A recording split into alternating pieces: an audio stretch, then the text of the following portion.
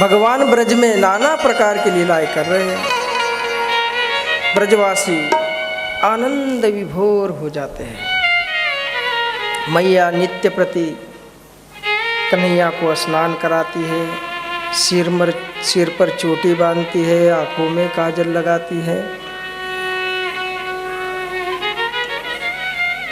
चारों ओर आनंद का सा वातावरण है। कन्हैया सबके जीवन का एक अंग बन गए। कन्हैया को देखे बिना गोपियों का समय नहीं बीतता। घर के काम धंधे करते तो अवश्य है, लेकिन सारा मन कन्हैया में लगा रहता है। संसार में भगवान ने माया का विस्तार अवश्य किया है, लेकिन मन को स्वतंत्र रखा। आप कोई भी कार्य करते समय भगवान का भजन कर सकते हैं। कहते हैं, ज्ञानी लोग कहते हैं कि संसार के कर्मों का फल मिलता अवश्य है। अवश्यमेव भुक्तव्यम कृतम कर्म शुभाशुभम। किए गए कर्म का फल बनता है, चाहे शुभ हो या अशुभ हो। दूसरे कहते हैं, बोले नहीं बनता। क्यों नहीं बनता? ज्ञान अग्नि से जो बीज जल गया हो वो अंकुरित नहीं होता। एक चना है और एक जिसको भाड़ में फोड़ा गया,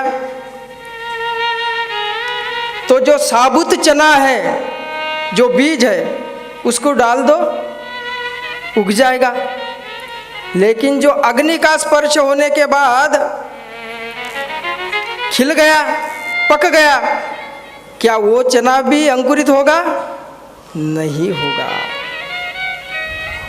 ऐसे ही जब हम कोई भी कर्म करते हैं और उस कर्म में यदि हमारी आसक्ति नहीं है, तो उस कर्म का कुछ भी फल जीव को प्राप्त नहीं होता।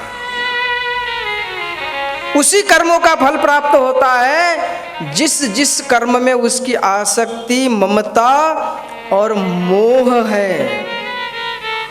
केवल कर्तव्य समझकर, भगवान के आश्रित होकर, यह सब संसार भगवान का है। खेती भगवान की, दुकान भगवान का, परिवार भगवान का। मैं तो सेवक हूँ, भगवान ने मुझे ये जिम्मेदारी दी है, ये मेरा नहीं है, सब भगवान का है। इस प्रकार से अनन्य भाव से जो भगवान का भजन करते हैं, उनको किए गए कोई भी कर्म फल देने में समर्थ नहीं है। आज सारे ब्रजवासियों का मन कृष्ण में लगा हुआ है, इसलिए उनका जन्म नहीं हुआ। क्या कर्म नहीं, उनके द्वारा कर्म नहीं हुए? सभी कर्म हुए। वो भी खाते थे, पीते थे, सोते थे, उनके भी संतान उत्पन्न हुई। कर्म हुए, लेकिन कर्म का फल नहीं हुआ, अगला जन्म नहीं मिला, सब वैकुंठ चले गए। क्यों? क्योंकि उन्होंने कर्म का जो अधिकारी मन है, उस अधिकारी को गोविंद के चरणों में समर्पित कर दिया था। और यहाँ मन को किसके चरणों में समर्पित करते हैं? साधारण जीव अहंकार की, मैं, ये किसने किया? मैंने किया। जहाँ मैं है, जहाँ कर्तापन है, कर्तृत्व अभिमान है, वहाँ कर्म का फल है। जहाँ देहाभिमान है, इसलिए शरीर के द्वारा किए गए कर्म भोगना पड़ेगा। लेकिन जहाँ देहात्म बुद्धि नहीं, भगवत विचार है, तत्व विचार है, भगवत भक्ति है, वहाँ किसी भी कर्म का कोई फल नहीं बनता।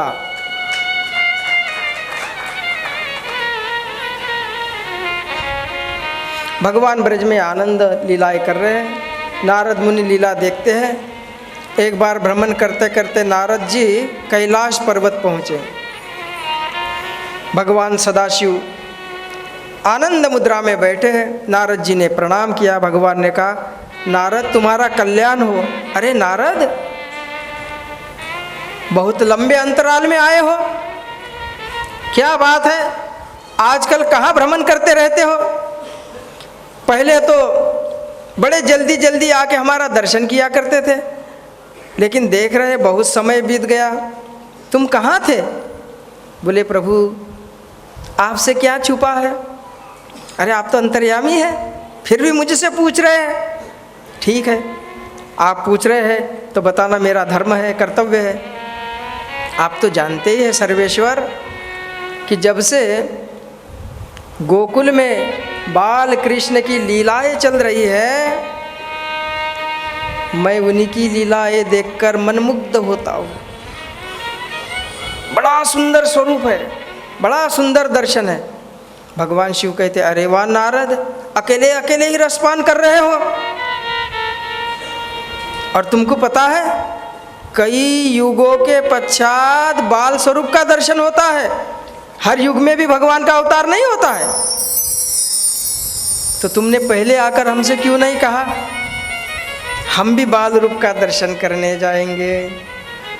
बोले प्रभु आप भी? बोले हाँ। और भगवान शिव कैलाश पर्वत से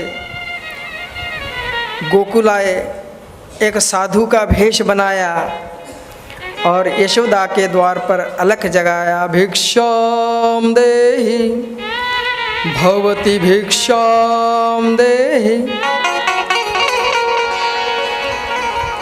आवाज पे आवाज लगाए, कोई सुनता नहीं। एक ग्वालन आई, अरे बाबा आप यहाँ कैसे? बोले मैं भिक्षा मांग रहा हूँ और घर से कोई ना आवाज़ आ रही ना कोई सदस्य आ रहा है। बोले आप यहीं रुकिए, जाइएगा मत, यशोदा रानी घर में कार्य में व्यस्त होगी, मैं जाकर बुला के लाती हूँ। अंदर गई, देखा अभी अभी यशोदा रानी ने कन्हैया को स्नान कराया, आँखों में काजल लगाया, चोटी बांधी, झगुलिया पहनाई और कन्हैया को दुलार रही थी। वो ग्वालन कहती, अरे यशोदा रानी तूने सुना नहीं क्या? तेरे द्वार पर ये कोई सिद्ध योगी आए हैं, उनका ऐसा दिव्य तेज है, आंखों पे चेहरे पर नजर ही नहीं टिकती, बहुत बड़े तपस्वी लगते हैं। चल ऐसे संत को भिक्षा दे, तेरा कल्याण होगा। बोले ठीक है, बताओ क्या क्या लूँ? बोले आटा, दाल, चावल, गुड़, घी सब रख ले और दक्षिणा के लिए कुछ रख ले। बोले ठीक है। बड़ी थार सजाकर यशोदा रानी द्वार पर जाती है। रे मैया तेरे द्वारे, यशोदा तेरे द्वारे, हो मैया तेरे द्वारे, यशोदा तेरे द्वारे, हो मैया तेरे द्वारे, यशोदा तेरे द्वारे। बाला जोगियायो, बाला जोगियायो, बाला जोगियायो, बाला जोगियायो।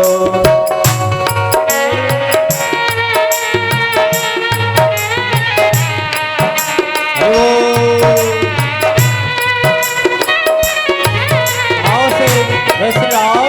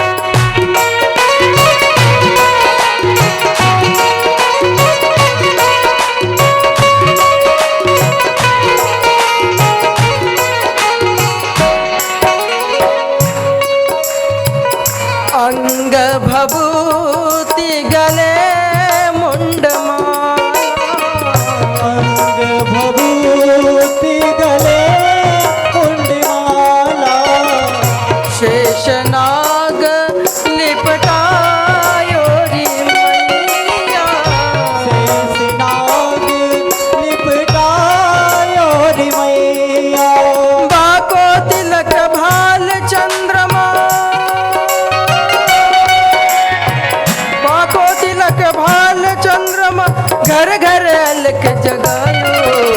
मैया तेरे द्वारे यशोदा तेरे द्वारे बाला जोगी आयो, बाला जोगी आयो। हे मैया तेरे द्वारे यशोदा तेरे द्वारे बाला जोगी आयो, बाला जोगी आयो।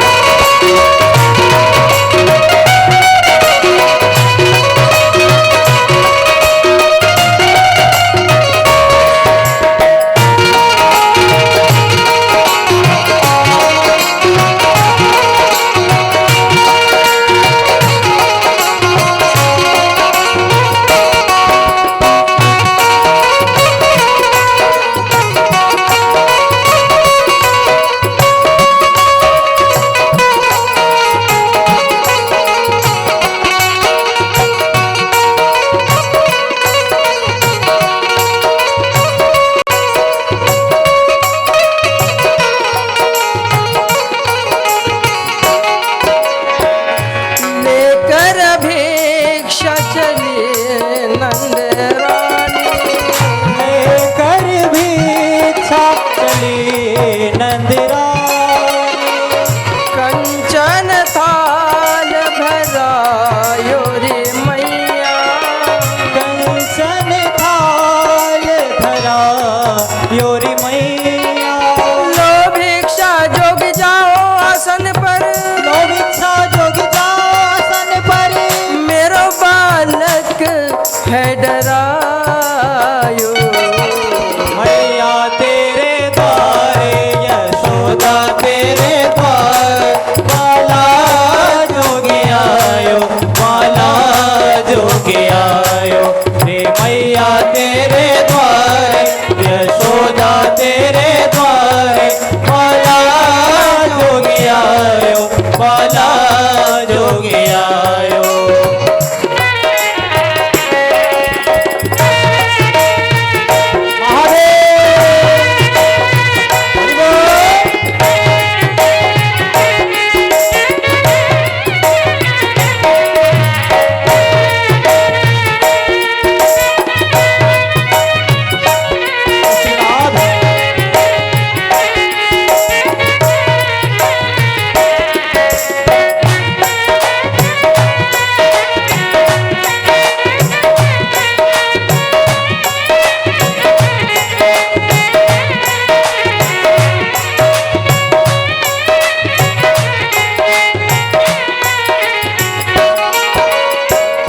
ना चाहिए तेरी दौलत दुनिया, ना ये कंचन माया।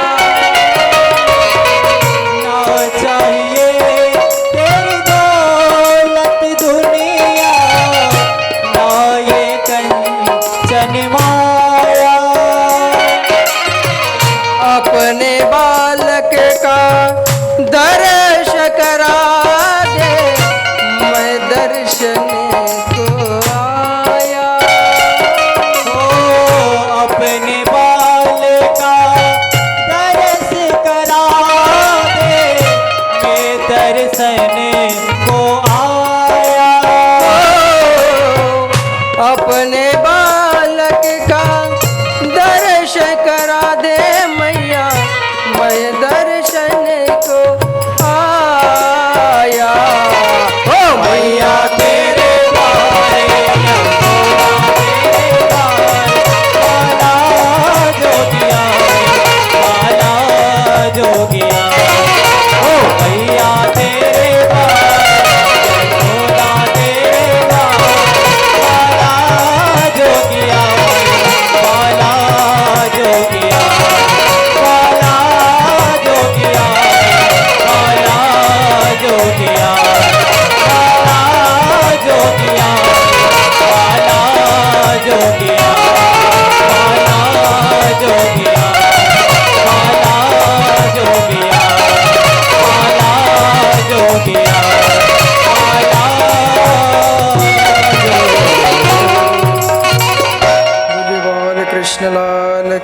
जय हो। यशोदा रानी थार लेकर गई। भगवान शिव कहते हैं मैया मुझे ये भिक्षा नहीं चाहिए। तो बोले फिर बाबा आपको कौन सी भिक्षा चाहिए? बोले तेरे घर में जो तेरा लल्ला है उसको लाकर उसके दर्शन करा दे। मैया यशोदा कहती है ना बाबा, बड़ी बड़ी जटाएं और आपके गले में भयंकर जहरीले नाग, शरीर में भभूति लगी, मेरा बच्चा तो यूं ही आपको देख के डर जाएगा। और बाहर ठंडी हवा चल रही है, अभी अभी मैंने उसे नहलाया है, कहीं बाहर ले आऊँ और ठंडी हवा लगे, उसका स्वास्थ्य खराब हो जाए। भगवान शिव कहते अरे मैया तू बहुत भोली है, संसार की सारी हवाएं जिसके इशारे पर चलती है उसको भला कौन सी हवा लग सकती है? और देख मैया हम बहुत दूर कैलाश पर्वत से आए हैं। तो कहीं दूर कैलाश पर्वत से आए तो वहीं भगवान शिव का दर्शन कर लेते, यहाँ आने की जरूरत क्या थी? भगवान कहते मैया भगवान का दर्शन करना सरल है लेकिन बाल रूप का दर्शन कठिन है। नहीं, मैं अपने लाला को नहीं लाऊंगी। भगवान शिव बैठे बैठे गोलोक में श्री कृष्ण से कहते हैं क्या बात है प्रभु, हम इतने दूर से आए आपके दर्शन की आस लेके, तो क्या हमें उदास होके जाना पड़ेगा? भगवान श्री कृष्ण गोलोक से हाथ जोड़ते प्रभु सर्वेश्वर आप तो हमारे इष्ट देव है। बोले इष्ट देव बाद में, अभी तो हम भगत है आपके और इतने दूर से चलकर आए हैं। बोले प्रभु मैं भी पराधीन हूँ, कुछ नहीं कर सकता। क्यों? बोले मेरा बाल रूप तो मैया के अधीन है, वही दर्शन करा सकती है। भगवान कृष्ण ने योग माया को प्रेरित किया। देवी योग माया गोकुल में पूर्णमासी ग्वालन के रूप में रहती थी, सबके भविष्य बता दिया करती थी, तो सब उसको सिद्ध मानते थे।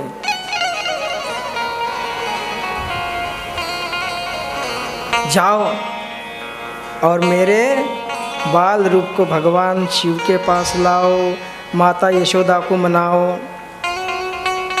पूर्णमासी ग्वालन आई और यशोदा रानी से कहती है अरे यशोदा ये बहुत बड़े महान योगी तपस्वी है, अगर इनका आशीर्वाद तेरे बालक को मिल जाएगा ना उसका जीवन धन्य हो जाएगा। यशोदा कहती है नहीं बुआ, मेरे स्वामी ने कहा है कि किसी अनजान के सामने अपने पुत्र को मत लाना। अरे यशोदा ये अनजान नहीं है, मैंने तुझे पहले कहा था ना कि मैं गोकुल में आने से पहले काशी में रहती थी, वहीं से मैं इनको जानती हूँ। ये साक्षात शक्तिपति है, समस्त सिद्धियों के स्वामी है। मेरी बात मान और लल्ला को ले आ। ठीक है। और यशोदा रानी कन्हैया को ले आई। भगवान श्री कृष्ण ने योग माया को इशारा किया, देवी योग माया, इससे पहले कि भगवान शिव हमारा दर्शन करके चले जाए उससे पहले उनकी चरण रज लेके हमारे माथे पे त्रिपुंड तो लगवाओ, पहले अपना काम बना लो। कन्हैया है ना।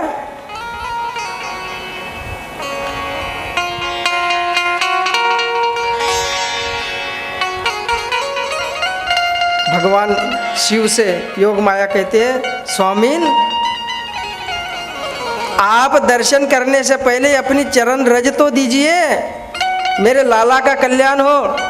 भगवान शिव कहते हैं अच्छा हम तो भोले भाले हर जगह ठगे जाते हैं, पहले हमको ही लूटोगे, ले लो। और योग माया ने भगवान शिव की चरण रज ली और कन्हैया के मस्तक पर लगा दी। भगवान शिव ने कन्हैया के बाल रूप का दर्शन किया, गदगद हो गए। और कन्हैया को आशीर्वाद दिया, मैया तेरा लाल जुग जुग जिए, सदैव इसका यह संसार में फैलता रहे, जो इसका नाम लेगा वो मेरे धाम अनायास पहुंच जाए। और आशीर्वाद देकर कैलाश पधार गए। कन्हैया बड़ी अद्भुत लीलाएं करते हैं। एक दिन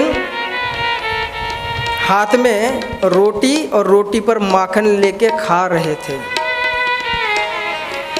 बड़ी सुंदर छवि थी। धूरी भरे अति शोभित श्यामजू, तैसी बनी सिर सुंदर चोटी,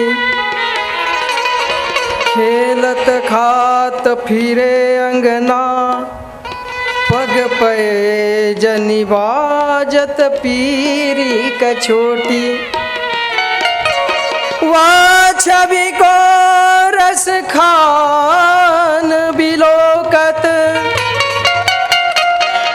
वारत काम कला निधि कोटि। कागा के भाग कहाँ कहिए, हरि हाथ सुले गयो माखन रोटी। खा रहे थे तब तक काग भुषुंडी आए। रामायण पढ़ी है ना आपने? जब तक राम जी 5 साल के रहते हैं तब तक काग भुषुंडी अयोध्या में मंडराते रहते हैं। और राम जी जब दधी ओधन पाते हैं, दही भात, तो रास्ते में गिराते हैं और काग भुषुंडी वही पाकर रह जाते हैं। द्वापर युग में आए कन्हैया हाथ में माखन रोटी लेकर पा रहे, लेकिन इतना सा भी नहीं गिराते। तो काग भुषुंडी प्रार्थना करता है, प्रभु ये तो नियम है और इस नियम को बंद मत करिए। हम तो आपका झूठन पा के ही पलते हैं, ये सौभाग्य तो इंद्रादि देवताओं को नहीं है। कन्हैया कहते हैं, भैया काग भुषुंडी एक बात ध्यान से सुनो, वो त्रेता युग था, ये द्वापर युग है। उस समय मैं मर्यादा पुरुष हूँ था और आज मैं लीला पुरुष हूँ। यहाँ तो थोड़े दिनों में हमको ही छीना झपट करके पेट गुजारा करना पड़ेगा, भक्तों के भाव को बढ़ाना पड़ेगा। यहाँ मैं इच्छा से नहीं देने वाला। काग भुषुंडी कहते, कोई बात नहीं प्रभु, हम राम के भगत बनते हैं तो हमको कृष्ण का भगत भी बनना आता है। आप देना नहीं चाहते, कोई बात नहीं, आपकी आज्ञा से हम छीन ही लेते हैं। और काग भुषुंडी कन्हैया के हाथ से माखन रोटी लेकर उड़ गए।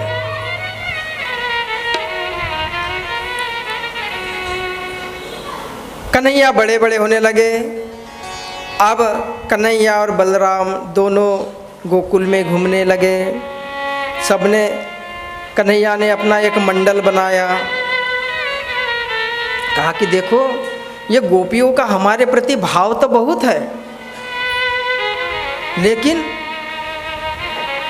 दूध पिला देती है, दही पिला देती है, लेकिन माखन छुपा के रखती है। वस्तुतः नवनीत क्या है? नवनीत है भक्त का मन, जो स्वच्छ सफेद सुकोमल जल्दी ही द्रवीभूत होने वाला। भक्त का, संतों का हृदय ऐसा ही होता है। संत हृदय नवनीत समाना, कहाँ कभी न पर कहाँ न जा।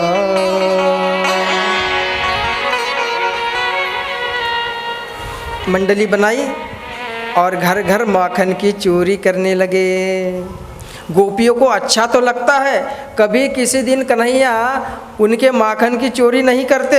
जिस दिन कन्हैया माखन की चोरी नहीं करते उस दिन गाय दूध कम देती है, दूध कम निकलता है, दही कम जमता है। और जिस दिन कन्हैया माखन की चोरी करते हैं उस दिन खूब दूध होता है। और गोपियों को एक कृष्ण दर्शन की लालसा भी है, इसलिए नंदालय जाकर यशोदा रानी से कन्हैया की शिकायत करती है। अरे यशोदा रानी कहाँ हो, बाहर निकलो। सुन यशोदा, सुन यशोदा, मैं दूंगी दुहाई।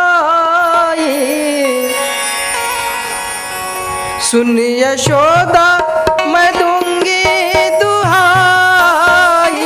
तेरे कान्हा ने धूम मचाई, तेरे कान्हा ने धूम मचाई। सुन यशोदा में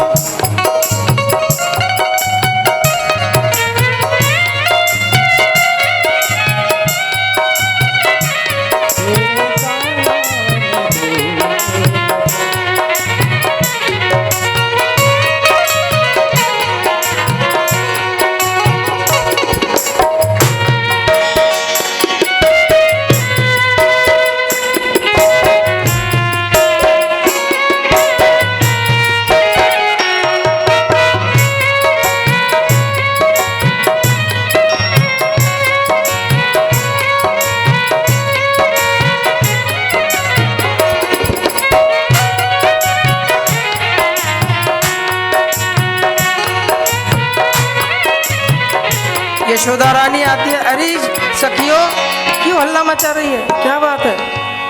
सुन, तेरे लल्ला की करतूत तो सुन। ये हमारे घर आता है, क्या करता है?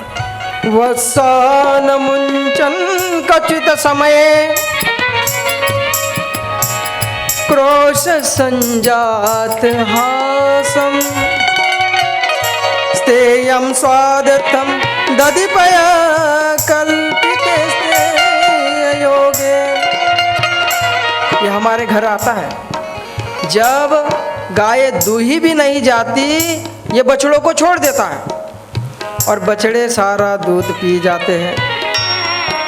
और जब हम गुस्सा करती है तो ये हंसता है। क्यों हंसता है?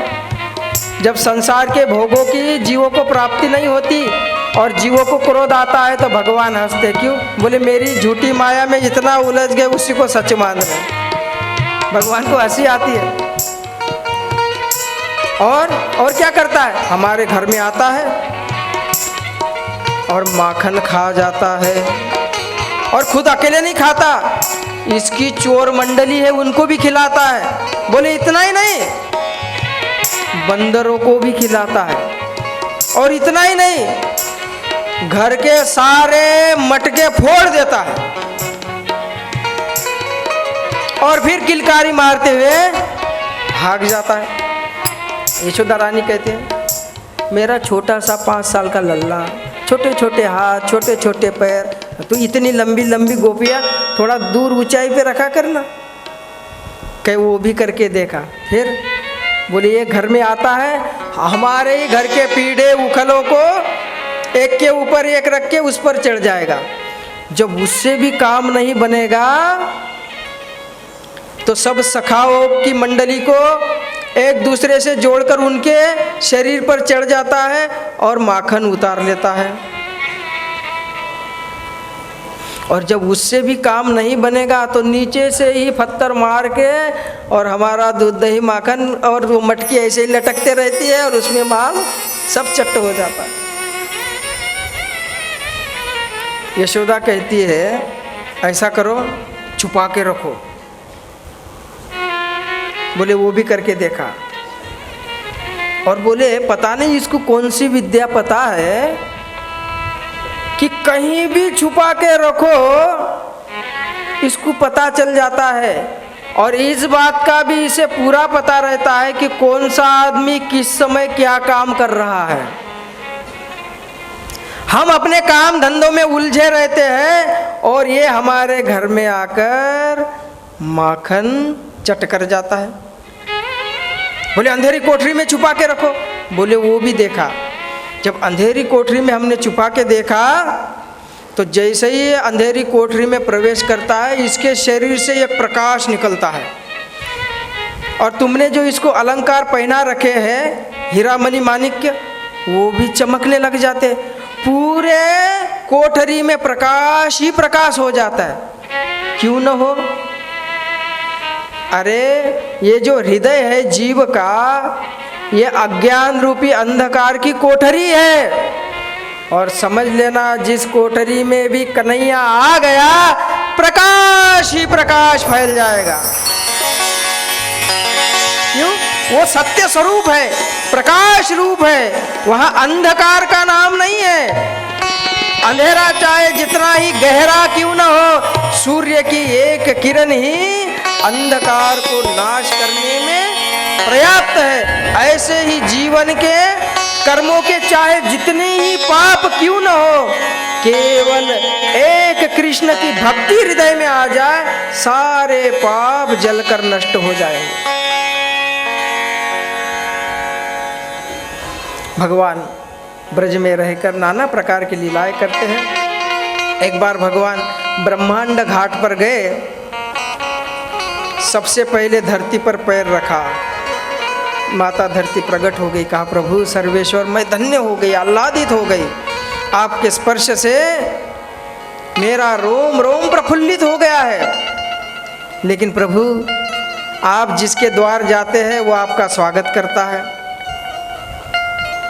कोई माखन खिलाता है, कोई दूध, कोई दही। प्रभु आप मेरे द्वार आए हैं, मेरे पास तो मिट्टी कंकड़ पत्थर के सिवा और कुछ नहीं है। भगवान कहते हैं, हे माता पृथ्वी, तू खुद के पास तो कंकड़ पत्थर रखती है और दूसरे को सोना प्रदान करती है। तेरी ही तो कृपा है जो संसार के सारे जीवों का पालन पोषण होता है। एक बीज लेती है और सैकड़ों करके लौटा देती है। तेरा अनंत उपकार इस संसार पर है। ये सारा संसार तेरे ऊपर ही तो स्थिर है। यदि तो थोड़ी सी भी तू हिल जाए तो, चाहे 200 मंजिल बिल्डिंग बनाई हो और भूकंप आदि आ जाए, धरती थोड़ी हिल जाए तो सब धराशायी हो जाएगा। भगवान कहते हैं, माता तेरे पास तो बहुत कुछ देने को है, मैं तेरा उपहार स्वीकार करता हूँ। और भगवान ने मिट्टी उठाई और मुख में डाल दी, रसास्वादन करने लगे। ग्वाल बालों ने देखा कन्हैया ने मिट्टी खाई। बलराम आदि ग्वाल बाल यशोदा रानी के पास पहुँचे और मैया से शिकायत करने लगे, तेरे लाला ने, हो तेरे लाला ने माटी खाई, यशोदा सुन माई। तेरे लाला ने माटी खाई, यशोदा सुन माई। तेरे लाला ने माटी खाई, यशोदा सुन माई। तेरे लाला ने माटी खाई, यशोदा सुन माई। यशोदा सुन माई,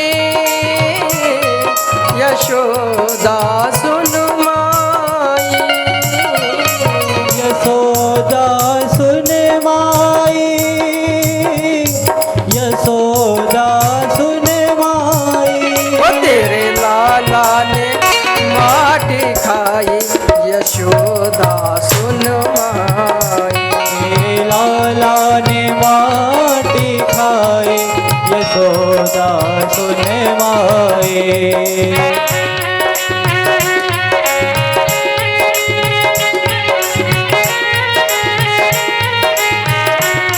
जय हो लाला के।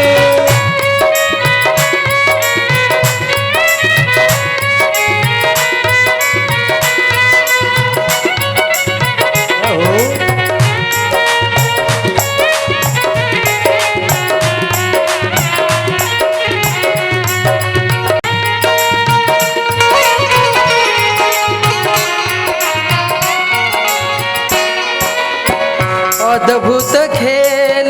सकन संग खेलो, एक छोटो सो माटी को ढेलो। अद्भुत खेल सकन संग खेलो, एक छोटो सो माटी को ढेलो। तुरत ही श्याम ने मुख में मेलो, तुरत ही श्याम ने मुख में मेलो। तुरंत ही श्याम ने मुख में ले लो, तुरंत ही श्याम ने मुख में ले लो। यानी घटक यानी घटक घटक घटकाई यशोदा। तेरे लाला ने माटी खाई, यशोदा सुने माई। तेरे लाला ने माटी खाई, यशोदा सुने माई।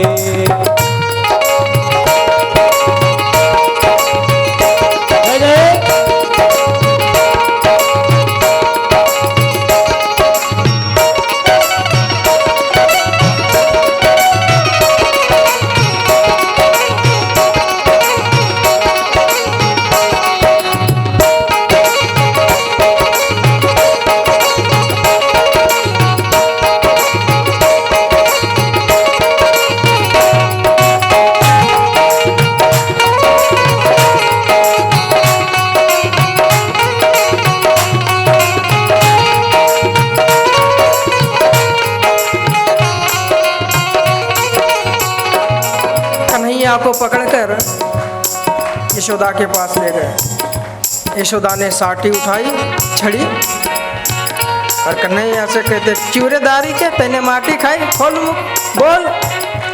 कन्हैया कहते न हम भक्षितवा नम्ब सर्वे मिथ्याभिसंशयः, यदि सत्य गीस्तहि समक्षम पश्य में। मैया सब झूठे हैं, सब झूठ बोल रहे हैं। मैया कहती अच्छा दारी के सब झूठे, एक तू ही हरिचंद्र है। मैया बात तो सही है, ऐसी है। क्यों? ईश्वर ही तो सत्य है और संसार मिथ्या है। ब्रह्म सत्य जगन मिथ्या। कन्हैया कहते मैया तुझे विश्वास नहीं है, तुझे अपने लाल पर विश्वास नहीं, ग्वाल बाल पर विश्वास है। ठीक है, तू सामने, मैं सामने, मेरा मुख सामने, खोल के देख ले। हाँ, खोल मुख। और कन्हैया ने अपना मुख खोला तो यशोदा क्या देखती है? कन्हैया के मुख में सागर, नदियाँ, पहाड़, वन, आकाश, सारे ग्रह, नक्षत्र। यशोदा रानी आंखें मलती है,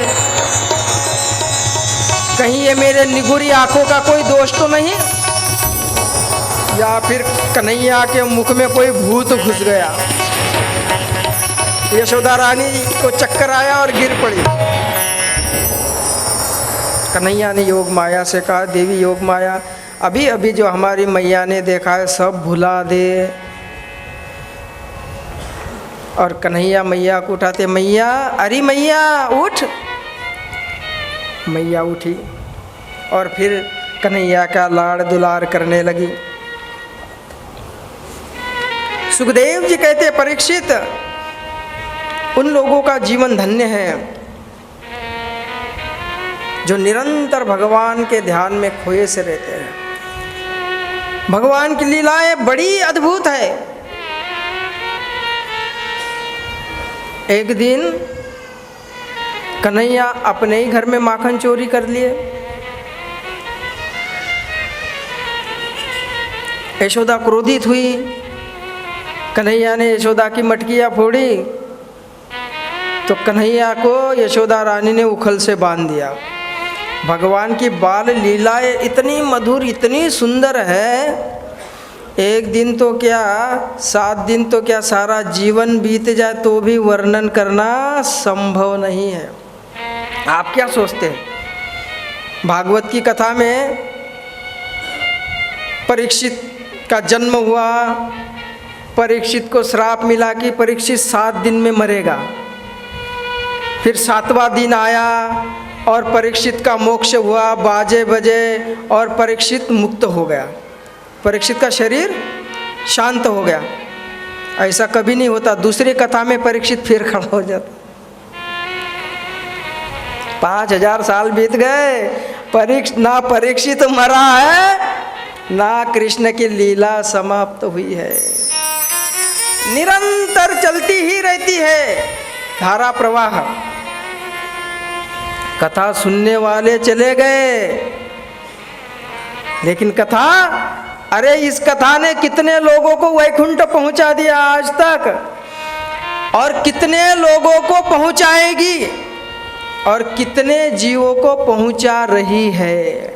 ये भगवान ने, भागवत क्या है, एक सीढ़ी बना दी मृत्यु लोक से वैकुंठ लोक तक।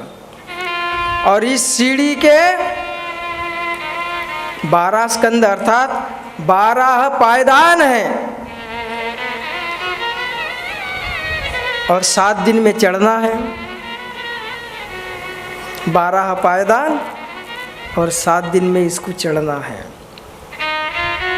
कन्हैया को हृदय में रखते हुए।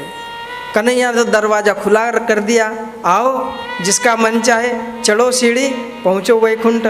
अब हम ही कर्री काटे तो कन्हैया क्या करे। ब्रज में कहावत है, कन्हैया कहते हैं, जो तू चले कदम एक तो मैं चलूँ कदम 60, और जो तू कर्रो काटे, कर्रो का मतलब जो तू मेरे से किनारा करके माया की ओर भागता है, सो मैं लोहे की लाठ। अब मैं तेरे लिए जमराज का दंड हूँ, बार बार नरकों में, बार बार पशु पक्षी आदि योनियों में भटकाऊंगा। ये सोपान बनाए, ये सीढ़ी लगा दी है, बस जिसका मन चाहे चढ़ लो, पहुंच जाओ, खुला दरबार है।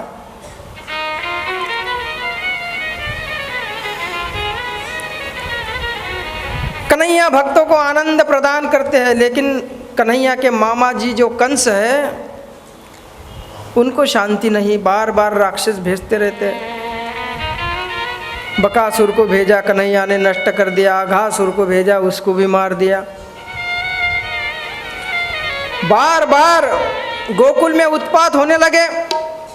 उखल बंधन के माध्यम से भगवान ने यमला अर्जुन को उखाड़ दिया, अर्थात 2 देवताओं का उद्धार कर दिया।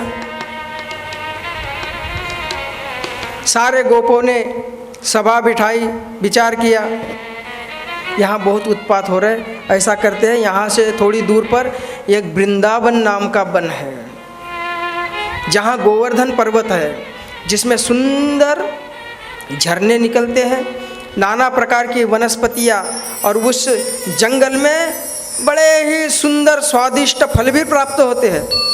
सामने जमुना बहती है, हमारे गौओं के लिए भी वहाँ पर्याप्त मात्रा में हरी हरी घास है, और हम सब आनंदित रहेंगे।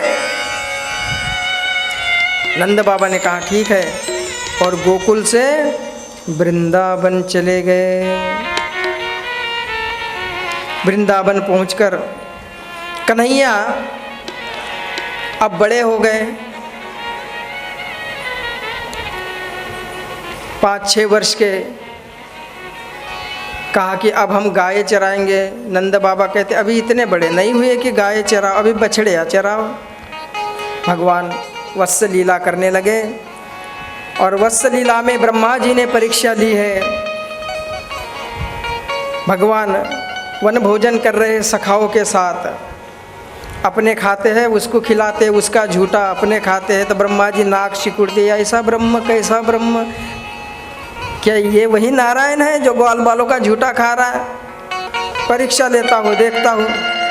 ब्रह्मा जी ने सारे ग्वाल बालों को ब्रह्मलोक पहुँचा दिया, सारे बछड़ों को पहुँचा दिया। भगवान ने देखा कि हमारे बछड़े सखा कहाँ चले गए।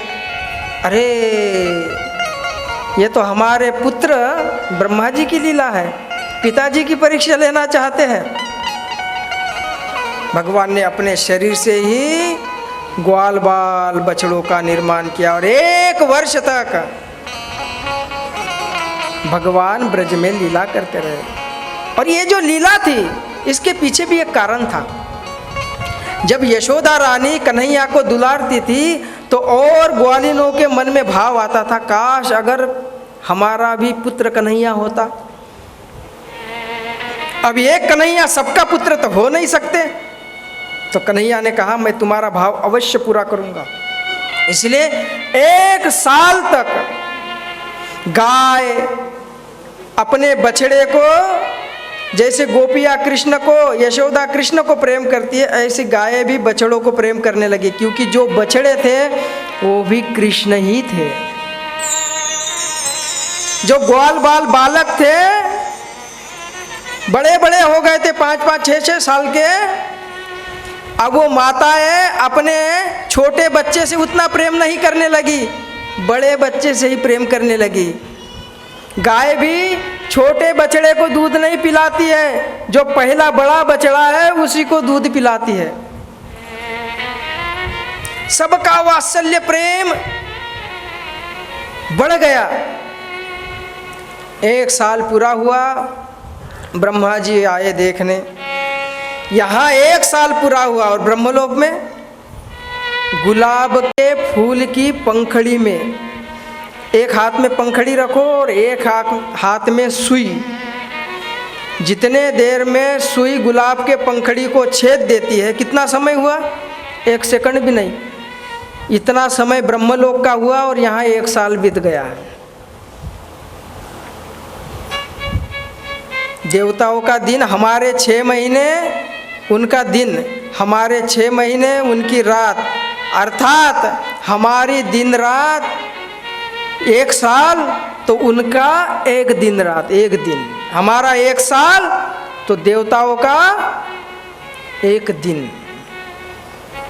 हमारे 15 दिन तो पितरों का 1 दिन माना जाता है। ब्रह्मलोक की थोड़ी सी आयु लेके यदि जीव यहाँ आया है तो कई युगों तक जी जाएगा। भगवान लीलाएं करते हैं। ब्रह्मा जी ने देखा कि ग्वाल बाल सब ब्रह्मलोक में है, तो ये सब कौन है?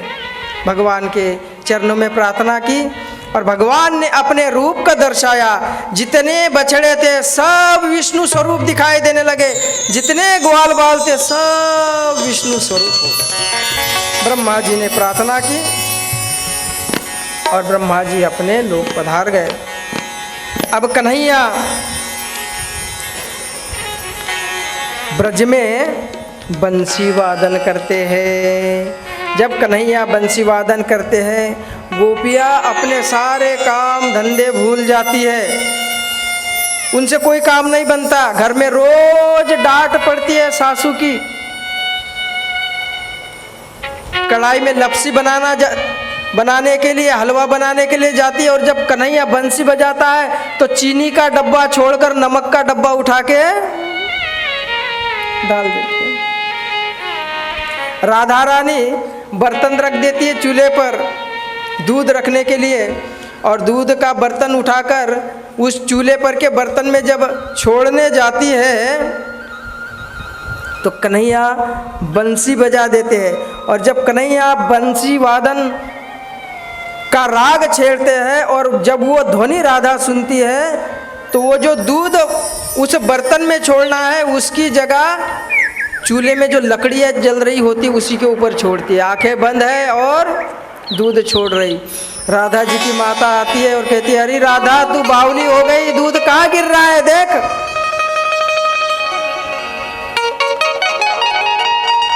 कन्हैया अब बड़े हो गए, 6 वर्ष के हो गए, 6 से भी अधिक, गोचारण करने जाने लगे।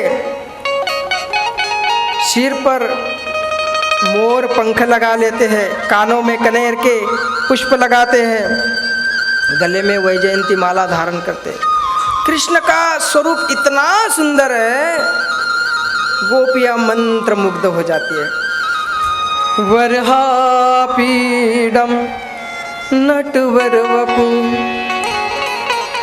कर्णयो कर्णिकारम विव्रतवास कनक कपिशम वैजयंतीम क्षमा रंध्रार वेणु अधर पर वेणु शोभायमान है रधर सुदया पूरयन गोप वृंदे वृंदारण्य स्वपद रमणम प्राविशद गीत कीर्ति। जब कन्हैया बंसी वादन करते हैं आकाश में देवताओं के देवियों के विमान ठहर से जाते हैं, जमुना बहना भूल जाती है, आकाश में पंछी उड़ना भूल जाते हैं, बड़े बड़े सिद्ध पक्षियों का रूप बनाकर जिस पेड़ के नीचे कन्हैया बंसी बजा रहे होते हैं उस पेड़ की डाली पर चुपचाप बैठ जाते हैं। जब कन्हैया बंसी वादन करते हैं तो जंगल में के मोर दौड़ कर आकर सामने नृत्य करने लग जाते हैं। कृष्ण मृग हिरण हिरनिया जंगली पशु हिंसक पशु शेर शेरनी आदि सब आके मंत्र मुग्ध होकर बंसी वादन श्रवण करते हैं। अब गोपियों का काम कोई बनता नहीं, कन्हैया मधुबन में जाकर बंसी बजाते हैं तो गोपियाँ कन्हैया से शिकायत करती है कि कन्हैया तुम हमारे मधुबन में ना आया करो और तुम्हारी ये बंसी मत बजाया करो। क्यों? जब तुम बंसी बजाते हो हमसे कुछ भी काम नहीं बनता, दिन भर डांट पड़ती है। मोहन हमारे मधुबन में तुम आया ना करो, तुम आया ना करो, जादू भरिया बांसुरी बजाया ना करो। हमारे मधुबन में तुम आया ना करो, तुम आया ना करो, जादू भरिया बांसुरी बजाया ना करो। मोहन हमारे मधुबन में तुम आया ना करो, तुम आया ना करो, जादू भरिया बांसुरी बजाया ना करो। ये मत सोचना कि जब कन्हैया की बंसी बजती थी तो खाली गोपियां ही नाचती थी, और वस्तुतः इस संसार में पुरुष कोई नहीं है, सब माया के अंतर्गत है।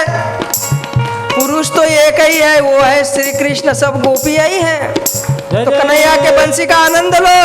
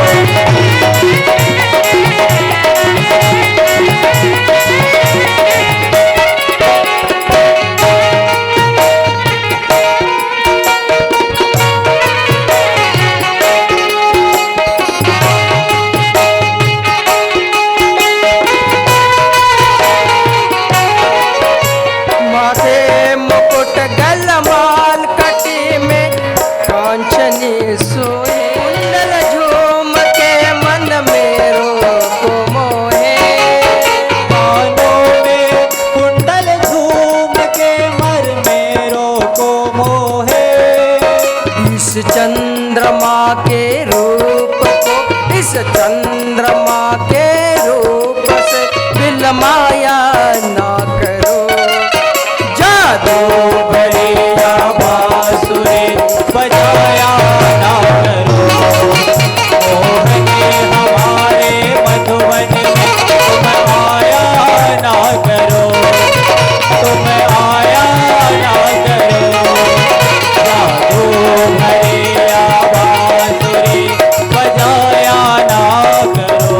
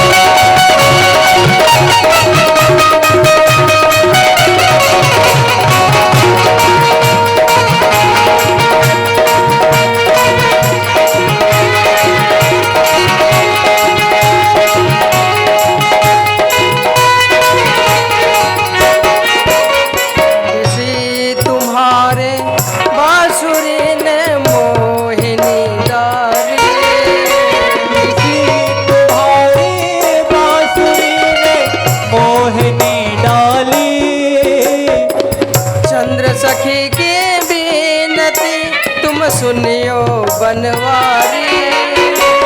चंद्र सखी की विनती तुम सुनियो बनवारी। दरस दिखा दे सावरा, अरे दरस दिखा दे सावरा, अब देर ना करे।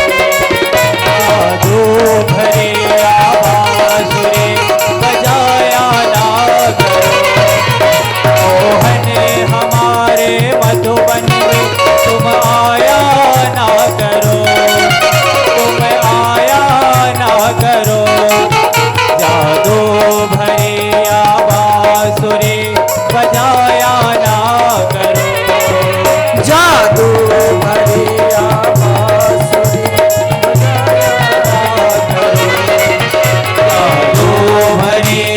बांसुरी बजाया ना करो। जादू भरिया बांसुरी बजाया ना